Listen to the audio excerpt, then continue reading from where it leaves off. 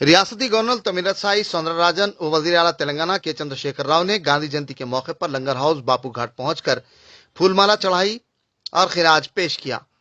वाज़ेह रहे कि मोहनदास करमचंद गांधी ने मुल्क की आजादी में अहम रोल अदा किया था। अहिंसा, अदम तशद्दुद की राह पर चलते हुए वो और दीगर कौमी रहनुमाओं ने मुल्क को आजादी दिलाई।